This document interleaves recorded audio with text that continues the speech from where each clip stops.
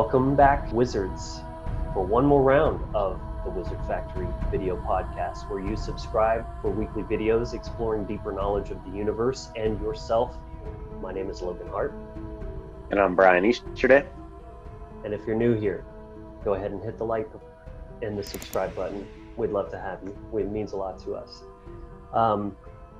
So today we're introducing kind of a new type of content where, as we've stated in previous episodes, we've hit the 1 year mark, and we're essentially starting to kind of branch out and try to do different things and see what works and go in different directions. And this is something I definitely feel strongly about, and it's been coming up more and more in conversation of just us generally weighing in on general topics, things that are happening, current event wise, going around the internet, whatever you want to call it, essentially what's going on in the psychosphere globally as a collective. So we're calling this new type of segment, under the macroscope. So this is essentially, we're going to pepper these in, and we're just going to riff on stuff that's going on, and obviously giving our own take, which is always going to be coming from that natural law, sovereignty, and so on type of mindset. So, Bryan, do you have anything you want to add first? Yeah, really. So, yeah, these episodes that we're going to kind of start doing, essentially, we're just going to be kind of looking at and gauging the psychic weather, as Thomas Sheridan likes to use that term, but I think that's useful. But we Logan came term macroscope. I really like that. It's looking at things from a much broader perspective, and kind of trying to incorporate a holistic perspective in the way that we're looking at current events and things going on in the world in relation to the development of human consciousness, and how it relates back to sovereignty and freedom, as Logan mentioned before. So I think these will be kind of fun, very similar to what we almost did with the episode called "The Death of Christianity, Paganism on the Rise." We kind of talked about, did a little bit of that in that episode. So very similar to that kind of style. Based on our personal observations of things that we see going on. And, of course, I mentioned social media because that is really such a great place to get a real look at where people are at collectively on the mental plane. And I kind of think of, humanity, each individual, almost as separate neurons creating a super brain. And so when we talk about the psychic weather and what we're tapping into there is generally observing those things that they seem like trivial behaviors to some, these trends and things that people do, but there is always a deeper, so to speak, metaphysical cause of anything you can observe and start to look at those deeper layers and unpack that. So that's essentially what we're going to do this, and probably maybe once a month or something like that, just kind of weigh in on stuff that we've been kicking around in our minds or in our personal conversations, more or less. So obviously the big one on everybody's minds, practically the only thing that you can even see when you go on, Facebook or the like, is the coronavirus, COVID-19. And so, of course, we do not claim to be any types of authorities on anything. This is just me and Bryan sharing our ideas and our opinions, and you're welcome to disagree. And hey, you're encouraged to disagree, and if you're going to do so, please just let us know in the comments, and we'll make it a conversation. But without further ado, Bryan, you want to get into this juicy topic, saturated in fear and chaos and mayhem. Yeah, this has been kind of a very interesting event to observe from a kind of the perspective of not only maybe what you may be feeling on an individual level, and observing triggers or fears or things like that you didn't think you had even. I think a lot of people are going through that process, but as well as on the collective level, kind of looking at, well, what were the things people were really afraid of? A lot of people have a very fear-based perspective and worldview going on, where they're at like the the extreme of, thinking the world's going to turn to something like Mad Max and, all chaos is going to break out. And, I, I don't buy into that perspective at all myself. But, there are definitely some interesting things to look at in engaging, like where that came from. So there's definitely a lot to get into with this. So I guess I can kind of start by my general perspective of looking at this is, I guess a lot of people in the, truth movement or alternative media are kind of, thinking this is an engineered virus or something that was released for, whatever various reasons or purpose. There's a ton of different theories out there. For me, it personally doesn't matter whether or not it was something that was like engineered or it was something that was just like developed through interaction with some kind of animal or something. As we've seen before throughout history, a lot of the diseases that we've dealt with as a civilization have come from our close interaction with animals and livestock and things like that. So that's really nothing new. So regardless of its source, the important thing I think to highlight is what it's being used for.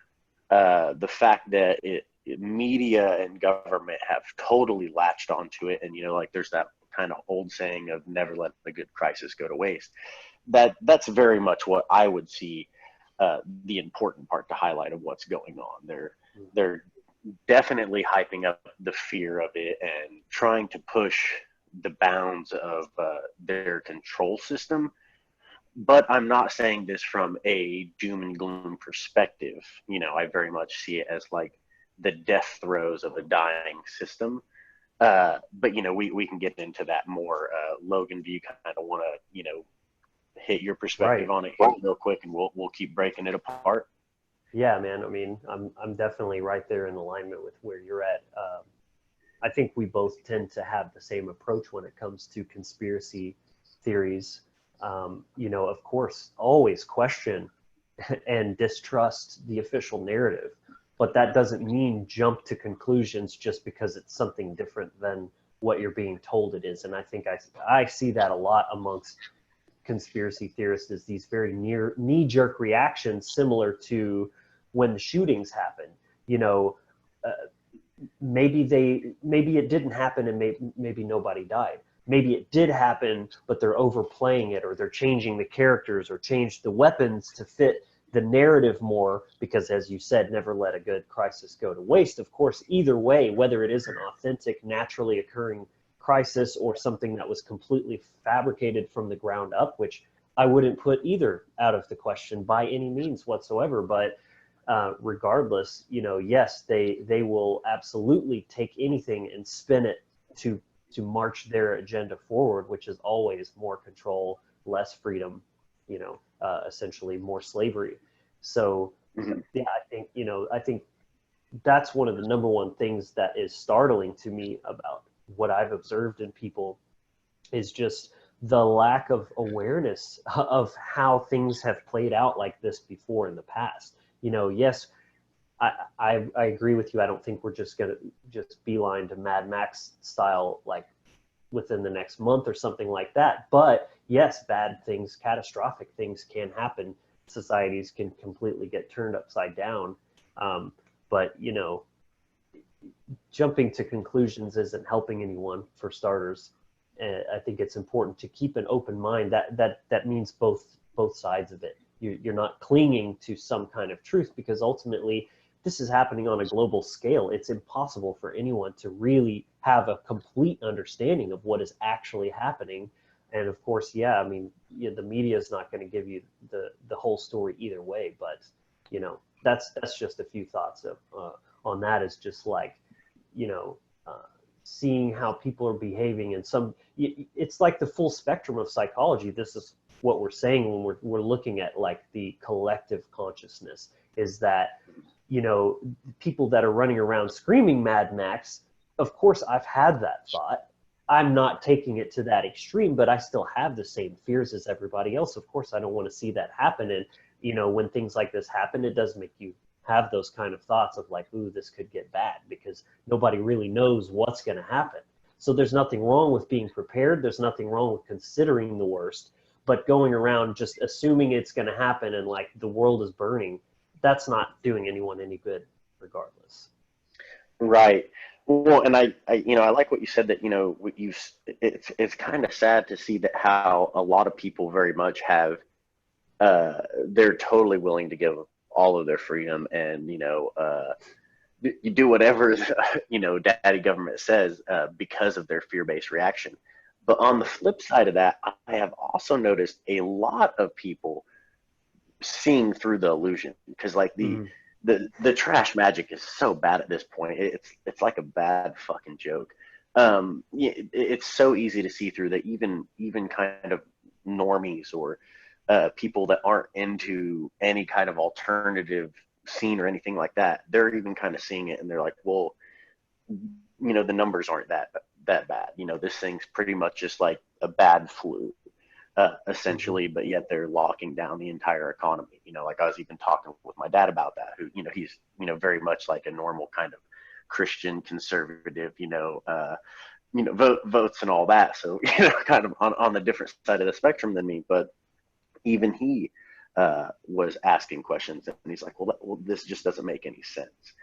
So you do kind of see that as well. And I really think it just goes to show, like I said, like you were saying, the full spectrum of human psychology, in the sense that, some people very much are under total mind control. Like they absolutely have a slave mindset. But then there's also a lot of other people that, either we're already aware of these things and, aren't freaking out at all. They're seeing it as like a normal transition and change. Or there's even, the kind of people that haven't been aware of it before, but now are really kind of paying attention to it, because it's such a big event that it's kind of forced into your awareness. You kind of have to put some psychic energy towards it because you see it everywhere. So that's going to create questions and thoughts and things like that.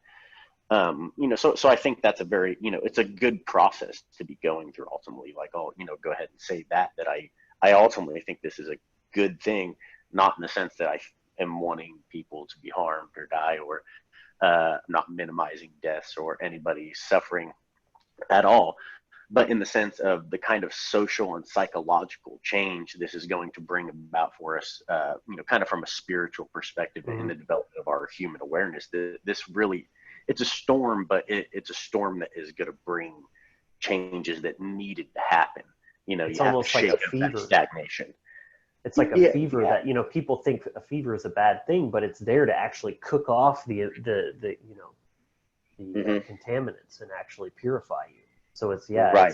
we were talking about this before. It's like that Hagalage energy, which we'll get more into in a little bit, as Bryan is going to get pretty in depth in some of the astrological aspects of what's going on currently. But yeah, I mean, not seeing through the bullshit of the media is a great start. But I think that just automatically assuming that everything bad that happens is somehow the government did it is also a very, imbalanced and unhealthy state of mind, and you definitely see that every time there's a shooting, every time, something catastrophic happens, that shows how unhealed and very victimized that people are, especially anarchists that are awake to the harm that the government is doing, but then they almost become obsessed with it, where just everything is about, oh, I hate the government, and how everything would just be perfect if they were.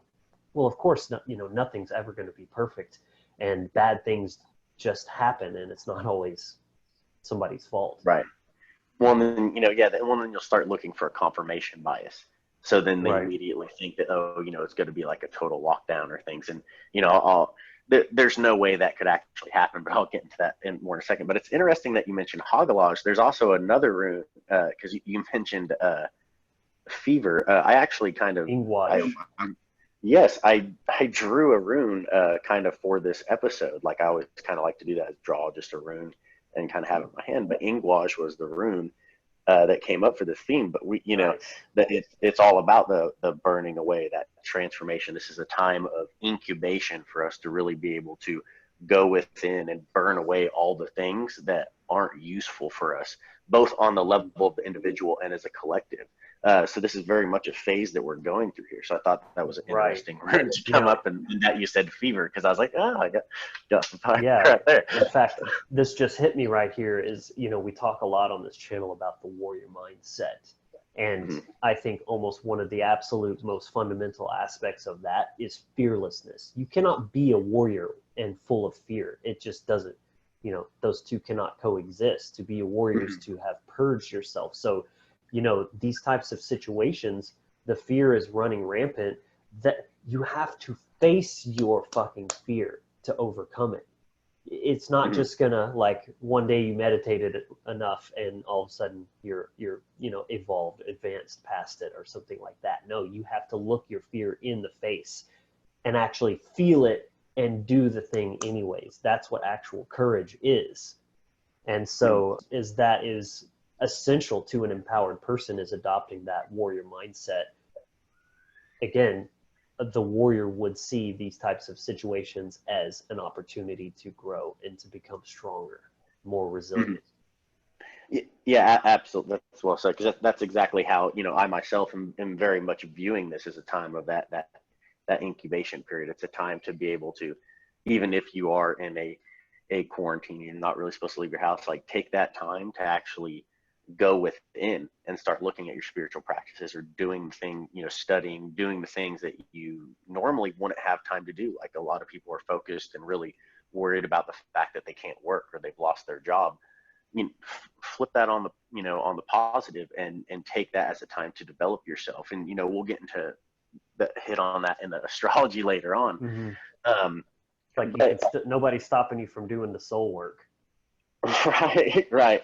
But, you know, one of the, you know, or a couple big things that we can kind of see here that I think it's really highlighted for me in this event, is really just how deeply the Abrahamic and the monotheistic programming really goes in our society. And I think we can see that through a few different kind of perspectives in regards to how people reacted to this situation.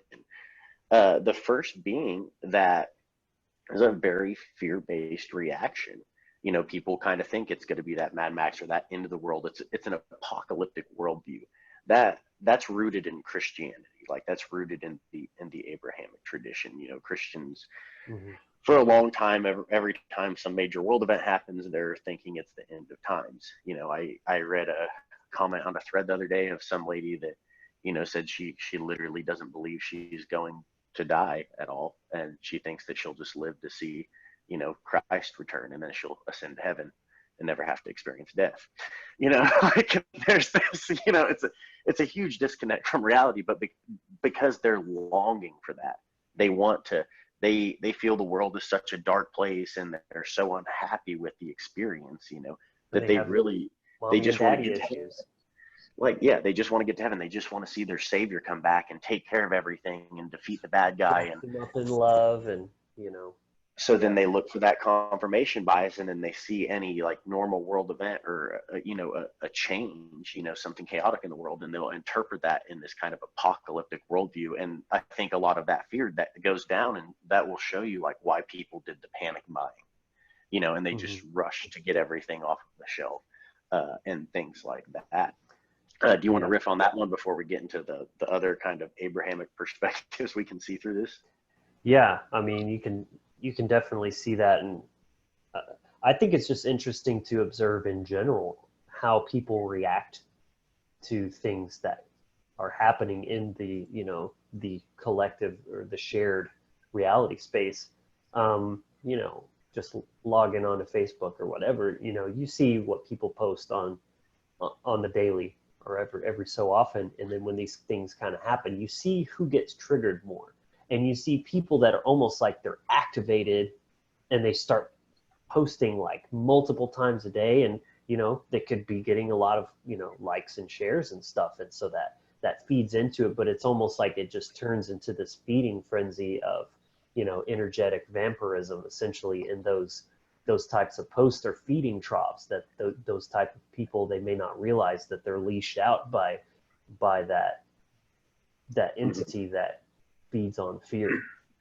And Yeah. it's very odd to see them go into action, and often tend to start shying away from going on those platforms as much, just because I don't want to expose myself to that as if I can help it. Right. Yeah, I'm the same way. Well, you know me, I'm really quick with that digital block. That's the digital version of the circle, and I have no problem blocking someone really quickly. Um, but no, it's really interesting to look at that fear-based reaction, because I mean, if we look at it from the physiological level, we can see that that's dropping a person into their lower brain, into that The reptile brain, which is all about that survival. So then you see people thinking that toilet paper. that's literally what it's going to come down to. Yeah, and it gets even that in itself is kind of interesting to notice, in its association with fear, and Right. baser emotions, survival, and things like that are being associated with that. Of all that the lower things to chakra. prioritize, that's the Right. thing that is like, it becomes the new, like bottle caps or something in the Fallout game. That's something I was going to mention actually too. It's definitely, I'd say, stemming out of that Christian mindset of the end times, the apocalypse and all that. But the media certainly propagates that too, putting out movie after movie about literally Mad Max and, uh, Elysium and like, what's that one with Denzel, Book of Eli, stuff like that. And then the video game Fallout. And that's, Mhm. Anyway, the currency in that is bottle caps. Like, that's like $1. So Mhm. yeah, it's just very interesting. Yeah, one, like again, I think that especially with plagues, that's a very kind of Abrahamic thing. That's a Hmm. thing in the Bible. Christians love their plagues. If you go to the Bible, there's a plague on the Canaanites, or a plague on the Jews, and just for fun, he throws some on the Egyptians too. He really goes all over in regards to Jehovah, with always causing plagues, but that has always been kind of seen as like they'll use that of, oh, that's a punishment from God, because we haven't listened. That was very much a theme in the medieval ages, with the Black Plague and everything. Christianity definitely capitalized off of that. So again, they're looking for this kind of apocalyptic worldview, because it's ultimately coming back, and this is leading into my next point here. It's ultimately coming back to, they're looking for that savior. They want that savior to come up and take care of them, to save the day. So I think another interesting kind of thing to look at in the weather here is the whole QAnon phenomenon. Like I mean, just what a fucking joke. Let's just say that right off the bat.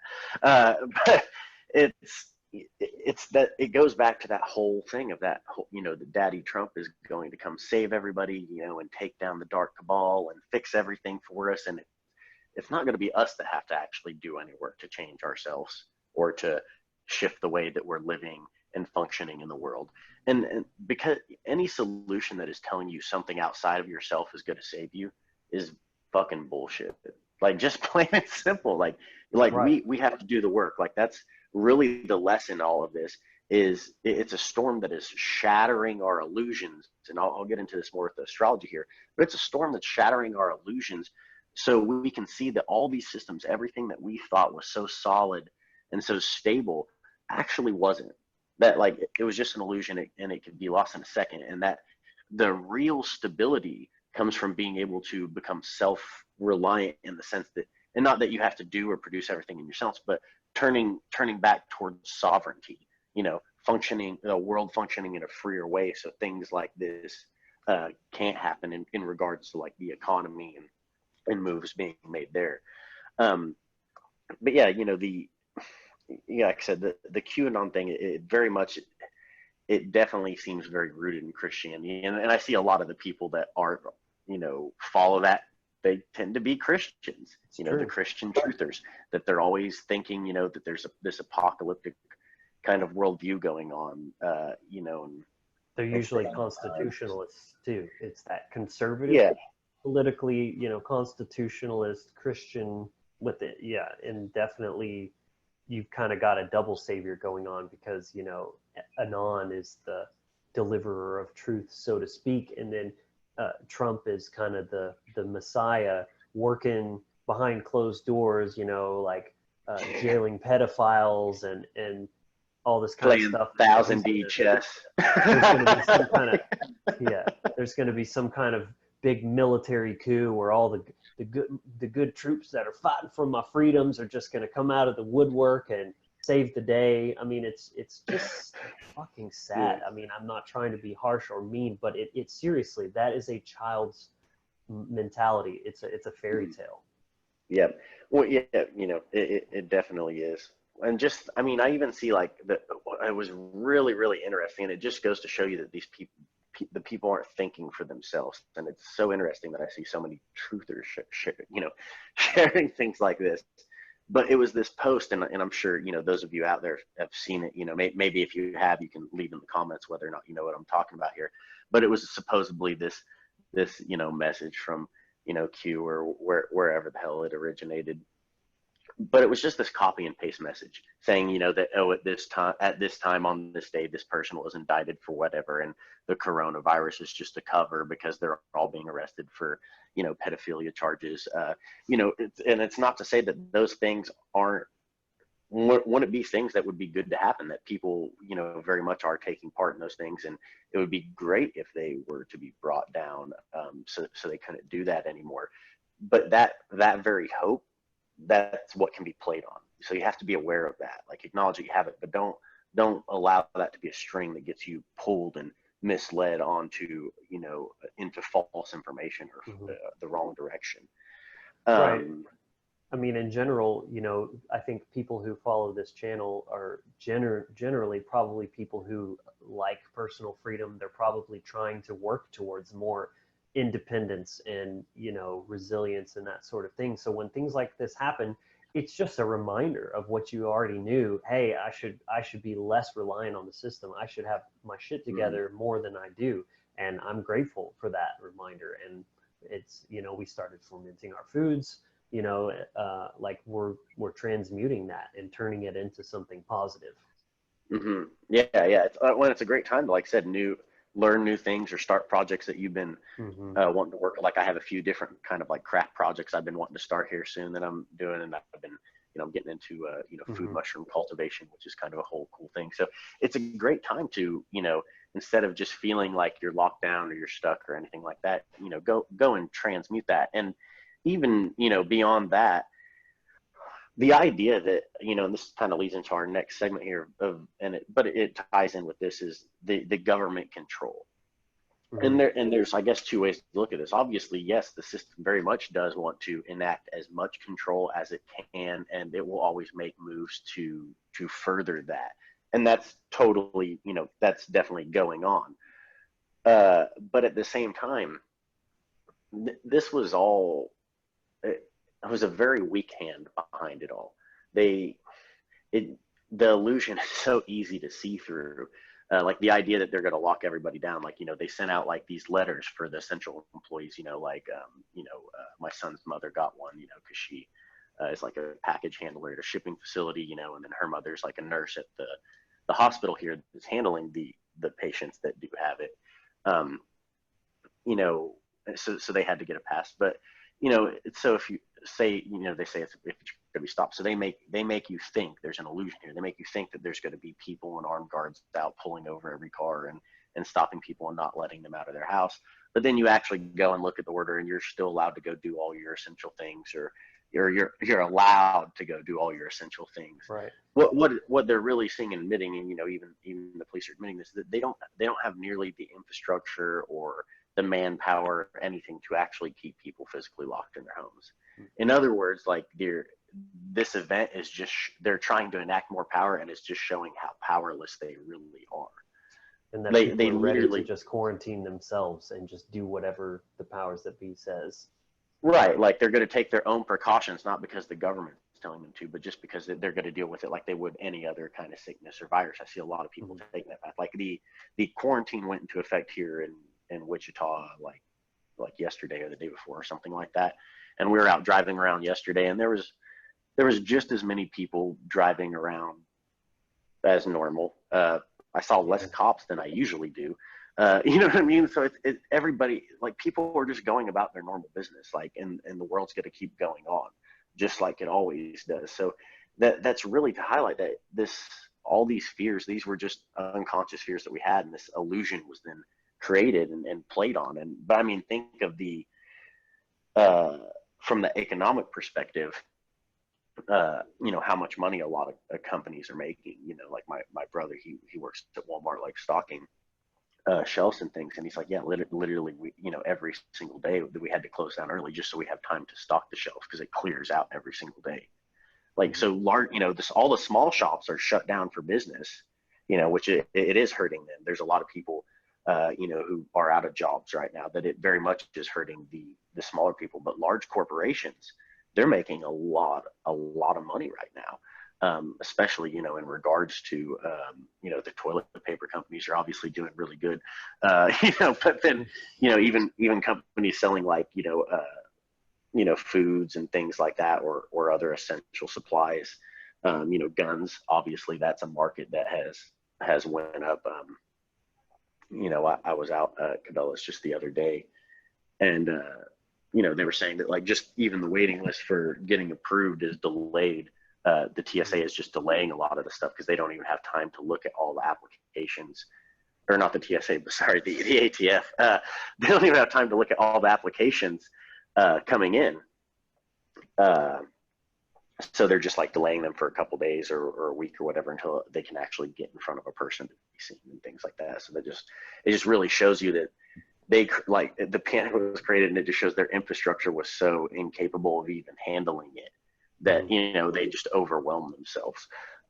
So, you know, but at the same time, you know, people who have stocks invested in those companies and firearm companies and things, you know, their stocks definitely saw a rise.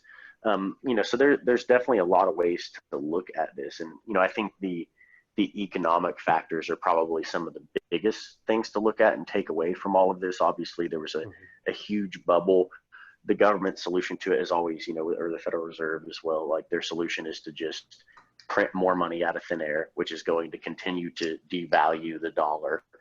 You know, and they do, you know, that they definitely want to kind of crash the economy because that allows them to then buy up things at very, very low prices. They do that every single time. You know, it happened in 2008 as well, when the housing market crashed. So they can, you know, if they have that money, then they can buy up those things at very, you know, pennies on the dollar on stocks and things. And then when things go back to normal, as they always do, they end up making huge profits because of it. So, you know, that's something to be very aware of. You know, don't feed into the hype and the hysteria of being played like that, and then, you know, going and spending, like, all your savings or all your reserve money on. Now, you know, again, if you didn't have supplies, you need supplies.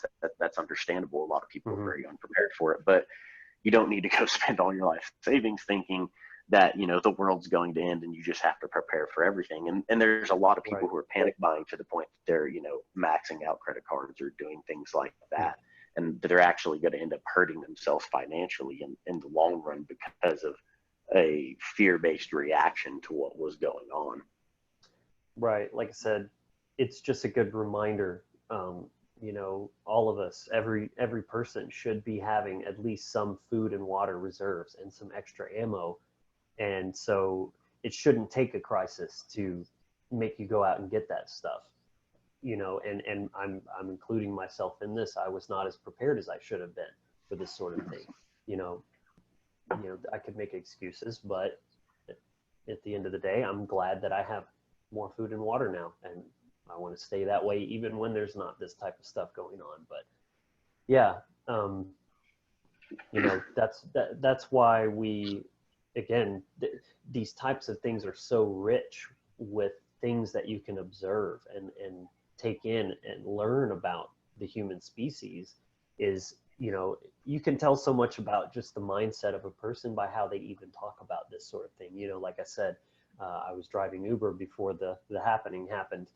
And, you know, so as it was starting to escalate, you know, it got to the point before I wasn't even able to drive anymore that every single rider they'd get in, and at some point during the ride, even if it was a 3-minute ride, they'd talk about coronavirus. It was just escalating. And so, but like there's such a wide range of how somebody could bring up that, that subject. And most people, I was actually surprised and pleased to hear that they were just like, the media's overhyping this. It's just the flu. Like, people are crazy. I don't get it. Like, all this kind of stuff, but even looking at the fear versus, not to brag, but literally what we're saying here about the empowered person is going to look at these sort of things as, how can I use this to make myself stronger and to help other people by doing so. It's not just about what can I get out of this situation. It's about how can I rise up and help others do the same in the process. Right. That is such a world of difference on how you're interpreting the same exact event or whatnot. Right. Exactly. And it definitely comes down to a difference in worldview, which, and interestingly enough, I've seen a lot of very kind of, people who are Christian or whatever, they all tend to have that kind of very dark worldview, even if it's not the end of times. It's, the government's going to totally lock us down and control us. And it's the FEMA camps we've been talking about. And Hunger Games. Like, yeah, I mean, if you look at that, having been in in the Marine Corps infantry, I know a thing or two about, our tactics and, weapon systems, and there's no way you could lock down an entire country like this. It's way too much space. There's a vast amount of different terrain. There's way too many arms. I mean, you could go on and on about why the logistics of it just could not actually happen. There's no way they could pull that off. The only place it exists is up here in the imagination, in the mind, but if an idea can get into the mind, it affects the thought process and the decision-making process, to the point that people will then go do things like panic buying, or they'll start spreading that fear-based media. So what they're doing then is adding their psychic energy to it. They're charging up that spell rather than laughing at it, or making memes about it. There's a very interesting kind of quote or a meme that I saw going around that it was made as a joke probably, but it was a very powerful magical statement. And it said that, we memed our way out of World War III. We can meme our way out of this, very, very powerful statement. It's pointing to those power of memes, that satirical nature of them, to be able to mock something that is just so obviously just poorly done and poorly, orchestrated. It's a joke, so I've seen a lot of great memes coming out of this, which I think that's a wonderful thing, and very much with the World War III thing. It was a situation that was very, very tense. People were very, happened a couple of years ago. People were very worried about that. But yet you started seeing a lot of these memes, just like, especially with comedy. Comedy is such a powerful tool to infuse into situations like that, because it immediately dissipates that fear-based reaction as much. Like, if you can step back and laugh at yourself and be like, oh yeah, maybe I overreacted there a little bit, and memes are a very, very effective tool for delivering that message. In fact, as Bryan and I were brainstorming aspects of this type of episode moving forward, I pitched the idea of maybe we could pick like a couple of our favorite memes from the month and just show them on screen and kind of like have a laugh, or maybe even dissect it a little bit and kind of looking into the psychology of it. But what do you think as a viewer? Would you like to see that, or is that something you would enjoy? Yeah. And either way, hit that like button. So definitely. Bryan, are you ready to get into the nitty gritty of the metaphysical weather that we're having right now? Yeah. So obviously, if you're wanting to put things under the macroscope, so to speak, it's best to observe the macrocosm, and astrology is the way you go about doing that.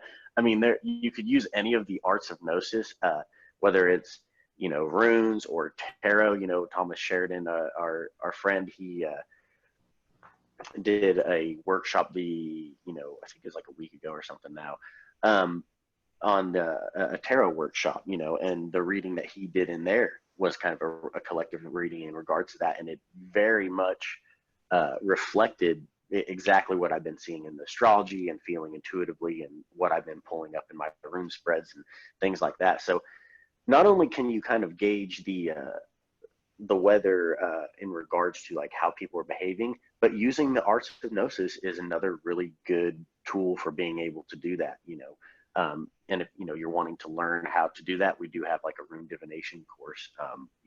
That's a great way to do that, and eventually we'll start working on getting some astrology teachings out there as well.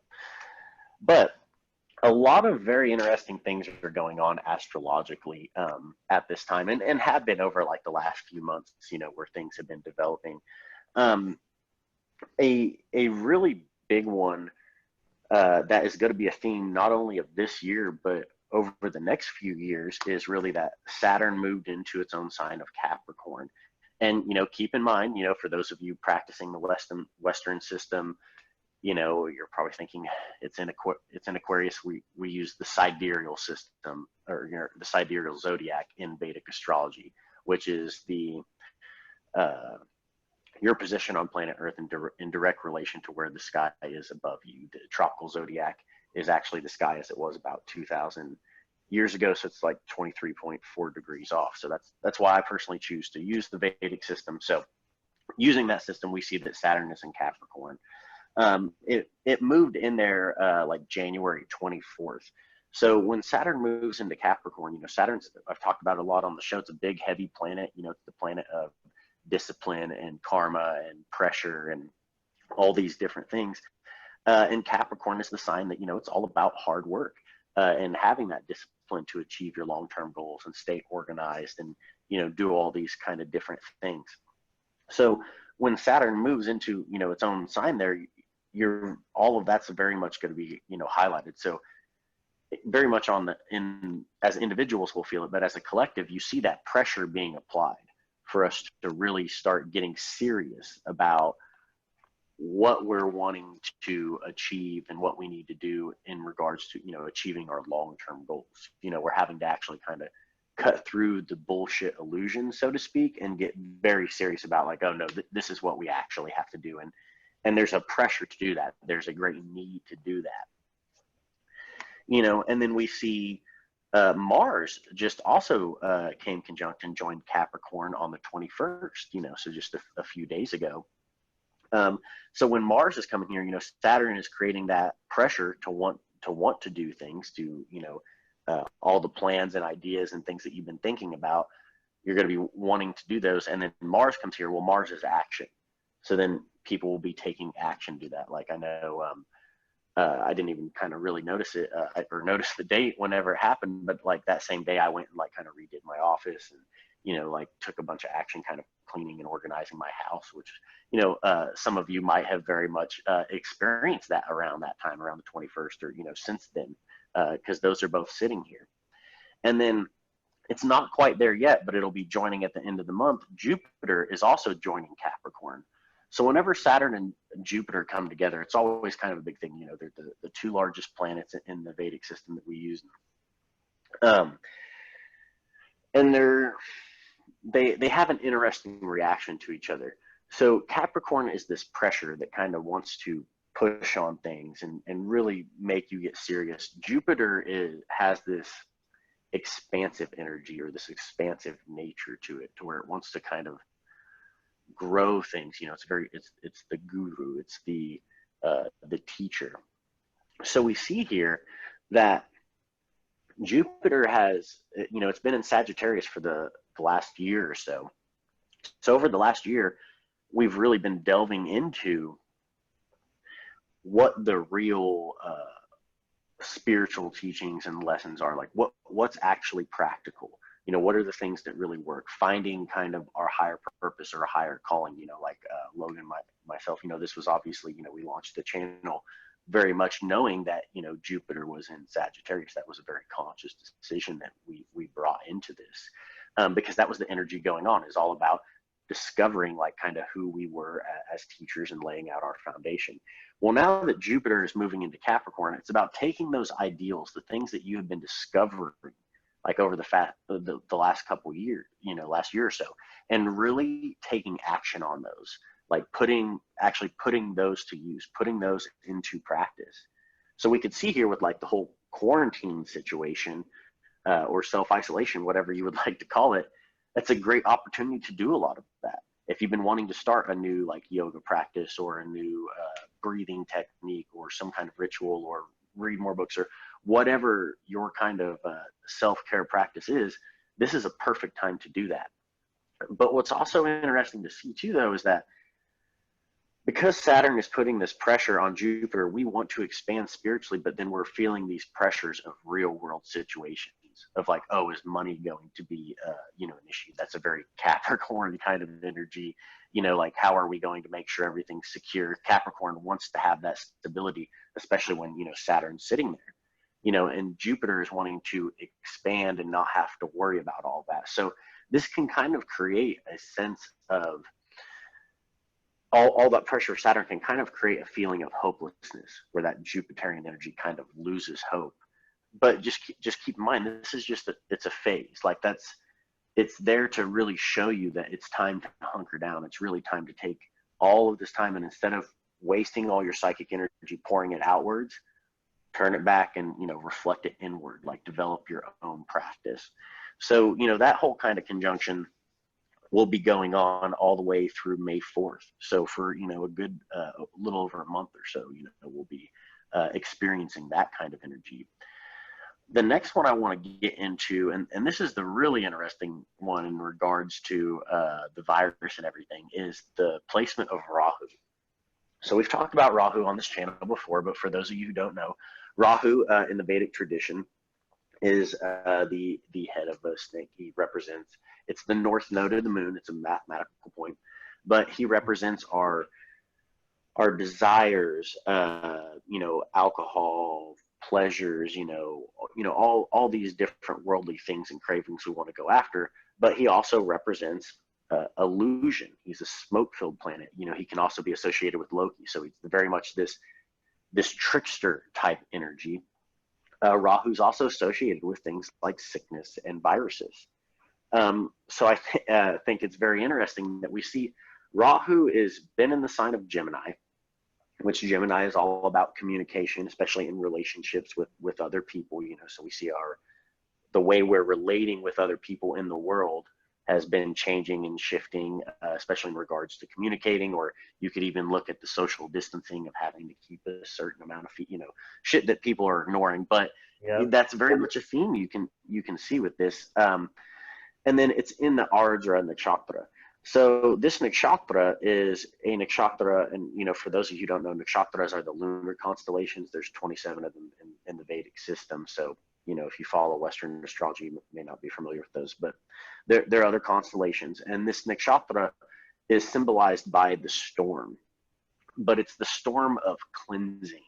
It is a storm. It's also symbolized by a teardrop. So it's all about things being shaken up and destroyed in order to gain a spiritual wisdom moving forward. So it's a storm that is there to teach.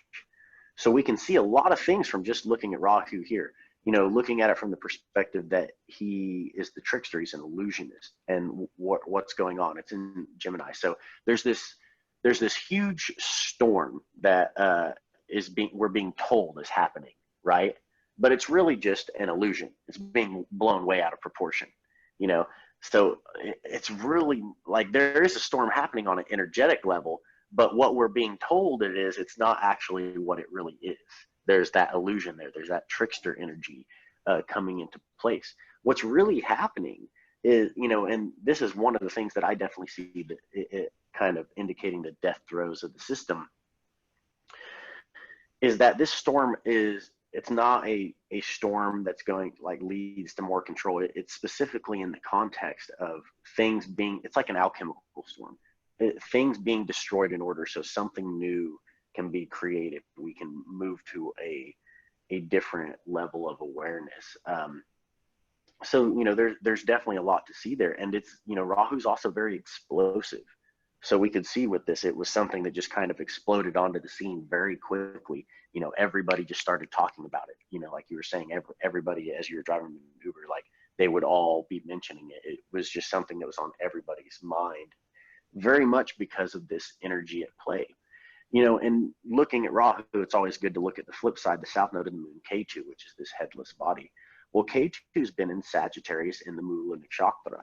So Sagittarius is all about finding that spiritual, that true spiritual path, like what really works, what's really practical, being very scientific and analytical. And then, the Mula Nakshatra is all about going to the roots of things, finding the truth. It could very much be a nakshatra that's associated with like the unconscious mind. So we can see here that because K2 is a headless body, it's very much like a shamanic planet in the sense that it can just channel things. It doesn't have a head on it to direct it where it's going. So you see that this Mula Nakshatra, that will then, with K2 there, it brings up a lot of our unconscious fears, a lot of the things that we were unaware of. But it's giving us a chance to observe and see, is that really practical? Is that really what is going to help us? Or was that something that was just an illusion? It was just something that was in my imagination, that was a fear that I had somewhere in my unconscious mind that just got stimulated because of things going on. Because Rahu and Ketu, they much, like the serpent, they push back and forth off of each other. So, when Rahu is getting shaken up, and there's this storm going on, what are people going to fall back onto? They're going to want to start feeling that draw to want to really get to the spiritual practices and dig into themselves, dig into their roots of who they are. You see a lot of people feeling that call and that urge to do that. And, again, that's a great time to do that with the current world situation. Now, the next little things I kind of want to look at in regards to how I see this whole situation playing out the big one would be Venus. So Venus on March 28th. So, like a day before Jupiter joins Capricorn there, we have Venus moving out of Aries and into Taurus. So Venus is the sign that rules Taurus, and Taurus is an earth sign. It's very grounded. Venus is also associated with like healing and health and pleasures and things like that. So it moving into its own sign, that's a very positive thing. That's a great placement for relationships, for enjoying things in life, for artists, people who are creating things like music and art in this time, like they might be locked under quarantine or something like that, or self-isolating. So then they have all this time to kind of dig into themselves and to pull out and create beautiful art and music. Really great, that this placement's really great for that. So that's going to be coming at the end of the month. And the very interesting thing happening with it, though, beyond that, though, is that it's going to be remaining in its own sign for about 4 months, which is very rare. Venus usually only remains in its own sign for about 30 days, usually around a month, give or take. So it moving into its own sign for 4 different months, all the way till August 1st, that's a great time for healing and creation and enjoying life and things. So I really think we're going to see a lot of people, even though the government's trying to scare people, we're going to see people like going out and just enjoying the weather, like just going and enjoying the things in life and having fun with their friends and living their life like they normally would. It's also a very good placement for healing. So in regards to just being able to get the virus in regards to whatever extent that is actually at play, getting it under control. That's a thing we could see happening with this placement. Venus does go retrograde for about 40 days, roughly, during this period. So it'll go direct, to where, it's moving forward, and it'll go retrograde for like 40 days. So that's when all that energy will kind of get a little bit more intense. People will then really want to kind of look at things that make them feel more stable and, bring them that comfort that they're looking for during that time. And then it'll go back to, moving in its normal direction until August 1st. So, 4 months of a really great placement in regards to Venus. So, working with, any kind of archetype associated with Venus during that time is going to be very good.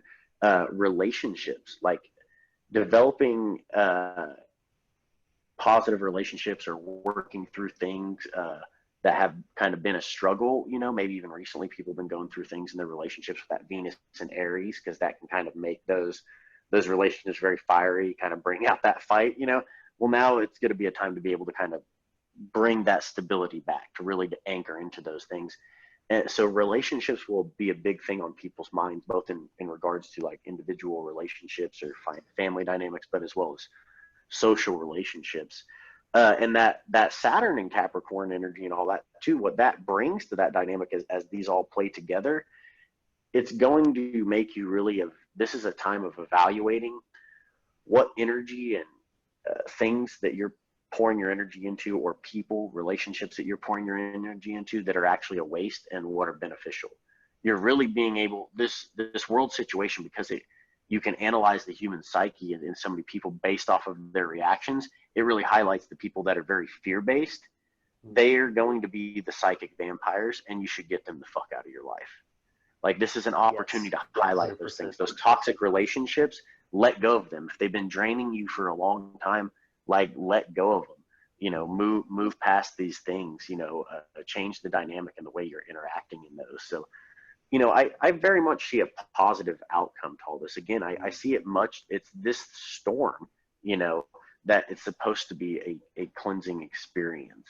So it's a very, you know, definitely a very good thing to be going through, I think, for us as a whole. Even though it can be difficult, there is going to be that Saturnian pressure. But all in all, it's going to make people they're going to realize that the system and the stable structure that they thought was there really wasn't. And the real stability, the real sovereignty and freedom all comes into turning back within, and ourselves, not only as individuals, but within our own community. Like, we can really see in this, like on social media, the government and the media hyping up everything. But I've also seen a lot of posts from people saying, like, oh, if you need help with your kids, oh, if you need extra food, if anybody needs things delivered to them. I've seen a lot of people making a really wonderful effort to help each other. And that's what this situation is doing. It's highlighting for even people that don't pay attention to these things. It's highlighting how much the government and media, they just fuck things up. But yeah, it's the real people, it's ourselves that we can really rely on. And when we do that, that will ultimately like move us forward into you know, becoming victorious and creating a freer world where, you know, things like this won't be able to happen as easily. Yeah, I wanted to say, just regarding the topic of astrology in general, that was such a really beautiful depiction of the spectrum of usefulness that you can extrapolate from such a beautiful science. And you can see its strengths and its limitations as well, because, you know, these are things. I think it's very important to stress that astrology it's the energetic influences. It is not dictating your life. It is not imposing itself upon your free will. It is having an effect on you. It is influencing you, but ultimately you are still in power, and you can still choose what you want to do. You can choose to make big decisions during Mercury retrograde, and it's not a guarantee that that's going to fuck up just because you did it in Mercury retrograde. Right. You know, likewise, it's not like, because Bryan, you mentioned, well, this is a good time to work on relationships, I'm going to choose to get triggered more so that things can come up and we're going to sit there and talk through everything and figure it all out. You're not going to do that. It doesn't work like that. That energy is just already happening for you, whether you kind of want it or not, you know, but you could still choose to wall up and not express your feelings or whatever have you. But on the other side of things, like what you said about Venus in Taurus for such an extended period of time, you could absolutely choose, if you wanted to set aside time or mentally prepare yourself for, say, me being who I am. Maybe I want to try to record and create more music, or put out more content, you know, creating videos for posting on social media or something. Tap into that creative flux. I could completely choose to squander it and watch Netflix the whole time. No one's forcing me to do anything, but why wouldn't I want to utilize that charge? That's what a wizard really is someone who knows how to tap into a charge and transmute it for their benefit or for their will, but keyword being to the benefit of yourself and others, not to exploit other people for your own gains. That's the big difference between really what is and is not moral. There's nothing being self-serving and being powerful even. Mhm. Well, and like astrology, like a good way to put it, it's just like reading the weather. Like you don't Right. control the weather. It's something that has an influence on you. But being aware of the weather, if you know a big storm is coming, you can choose to build a shelter. Or you can choose to make, oh, it's winter time and a big snowstorm's coming, so I want to be warm, so I'm going to have more firewood put back ahead of time. Right. It's the exact same concept with astrology. You're just aware of what's going on with the energetic, the cosmic weather, and being able to work with that energy rather than just getting smashed by it. You Right. know, Like you might have um, had plans to go to the park that day, and lo and behold, golly, it's raining today.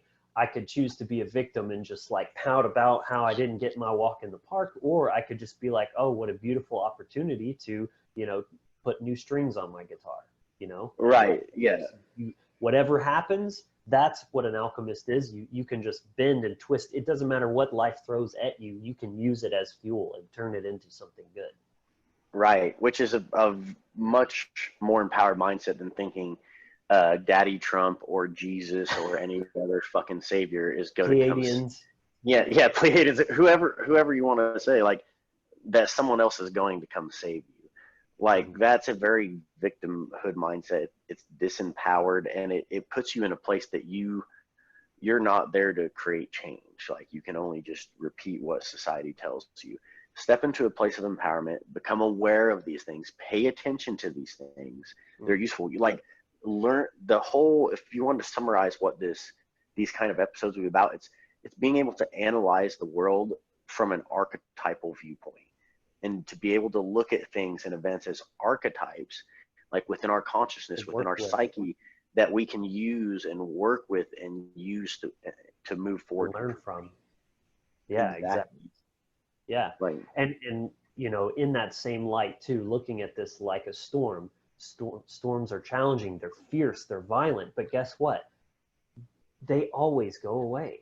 It's what a mhm. storm does. It comes and then it goes, and you stay the fucking course and you weather the storms, and you again, if you're smart, you'll make it work for you, knowing that it's there either way, and you're just pushing forward. Once storms are, nurturing, like you see Right. in spring when that happens, it has a lot of storms, but guess what? That's when all the new growth starts to happen. So Hmm. that's really what, if we want to summarize what we really see going on right now as a collective is there's definitely some major storms. There's an incubation period that we're going through, uh, but it's going to be for the better. We're going to see a lot of growth. Like this is a time for germination, for really like getting, like that Hmm. with that Mula chakra, get deep, like plant those seeds of your intentions deeply. This is a great time for magical workings, and then you're going to see these things, these things that you plant now that you start to create, we're going to see them bloom. They're going to be successful, but take the time to do that and Hmm. pour your energy into that instead of being leashed out into fear-based narratives. Right. Like I'm really like digging into this storm analogy. Great I metaphor. like it. Yeah. Well, I was thinking about how again the storm is fierce, it's scary, it's powerful. Everyone feels the power of a storm, but when the storm comes through, especially like an electrical storm, what happens? It creates the negative ions in the earth. You could say, well, it creates negativity, but guess what? What is that? That is priming it for a charge to receive. That's the feminine, the electromagnetism that once, and then the masculine lightning comes down and strikes and penetrates that, and then what does that do? It makes the ground fertile. It Mhm. brings in new life. That's very important. Yeah, that's a great way to look at it as well. And you got, this is why we're pagans. Like this is why we can We observe learn our nature and lessons these things. from nature Yeah, and not from yeah, stale, dusty yeah, books. yeah, exactly. Which, if you're running out of TP, remember your Bible's still around. So Right, right. You're better off reading an herbology book than your Bible right now. You know what I'm saying? You'll actually get something useful. But enough fun. Yeah, I think that's going to about wrap us up for this one. But I hope you guys liked it. Expect to see more of these in the future. Obviously, hopefully under not such intense circumstances, but we'll always find interesting things to observe and riff on. So again, if you like the video, like it down below, leave us a comment, keep the dialogue going. Thanks so much. And, I want to mention, obviously, Bryan does give astrological consultations, as he's clearly flexed his very impressive knowledge. Definitely hit him up for that. You will not regret it. But that's going to wrap us up for today. Thanks again so much for watching. It means so much to us, your continued support. And until next time, be empowered, be inspired, and be encouraged.